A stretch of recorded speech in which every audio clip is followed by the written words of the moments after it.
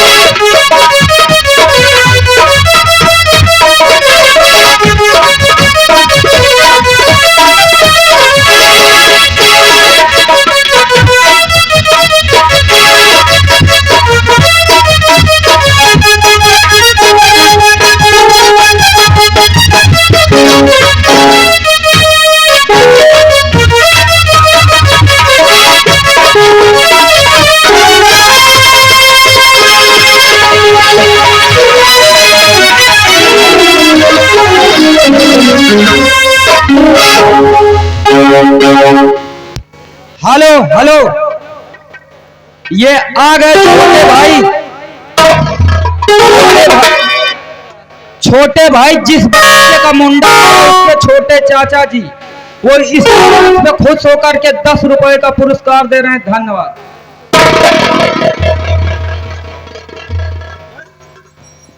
Hello, नमस्ते दीदी। Hello, नमस्ते। कहाँ को जा रही हो? मैं? हाँ। तो मैंने मालूम है कहाँ जा रही हूँ? नहीं, हमको नहीं मालूम है। ग्राम सभा गोलजेट के पुरवा। क्या करने जा रही हो वहाँ पे? ए दीदिया, मैं तो आज जा रही हूँ मुंडन में। दीदी चलोगे? जी हाँ। लेकिन ये सब कहाँ जा रही है? पूछो राम प्यारी, अरे कहाँ जा रही हैं? चलो। हेलो हेलो, नमस्ते दीदी। नमस्ते।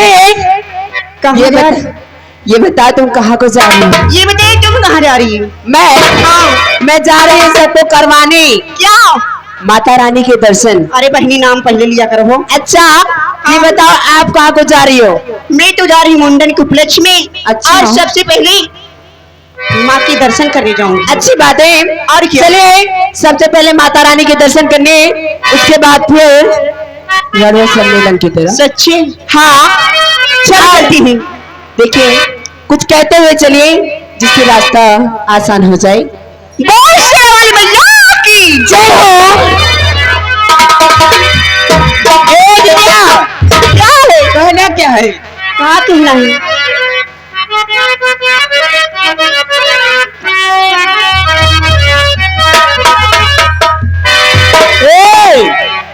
अरे भर के कलशवा में पानी पानी मोरी माई और भर के कलशवा में पानी हमारे दूरी का महारानी भर के कलशवा में पानी हमारे दूरी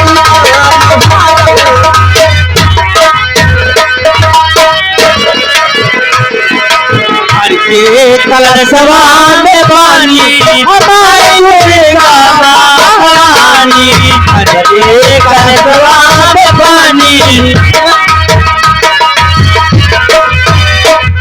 भवानी माँ दुर्गा भवानी दुर्गा भवानी माँ दुर्गा भवानी हर के कलशवा में पानी हर के कलशवा में पानी हमारी दुर्गा महारानी हर के कलशवा में पानी हमारी दुर्गा महारानी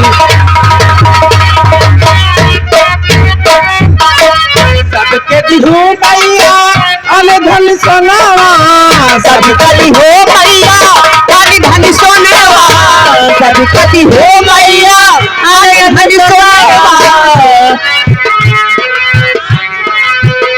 ए हमके दिहा तो जानी हमका दिहो तो जानी हमारी दुर्गा महारानी हमका दिहा तो जानी हरे हरे हरे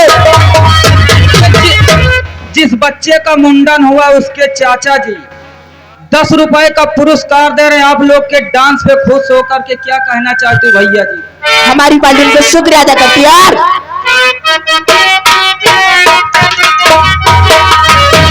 सब कहती हूँ मैया अनधन सोनावा सब कहती हूँ मैया अनधन सोनावा अनधन सोनावा मैया अनधन सोनेवा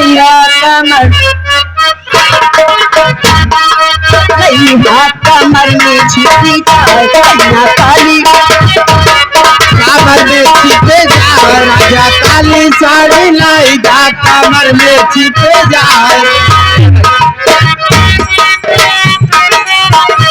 नैहर पाही तो माई मोरी पाए जे नैहर पाही तो माई मोरी पाए जे माई मोरी पाए जे हो माई मोरी पाए साड़ी ससुरा में हो साड़ी ससुरा में पहिनी नैया जरे जाए काली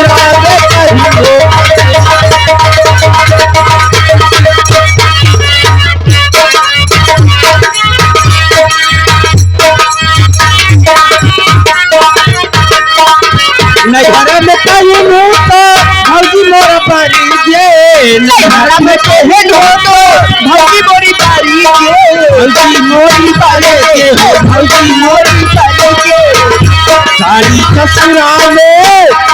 ससुरा में पहनू जेठनिया जरे जा साड़ी ससुरा में पहनू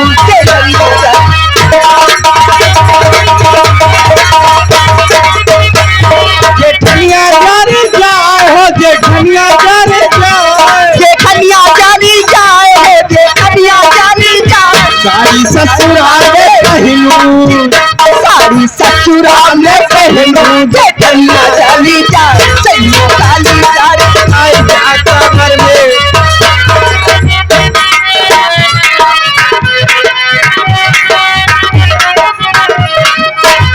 नैहरा में पहनू तो दीदी मोरी बारे जे नैहर में पहनू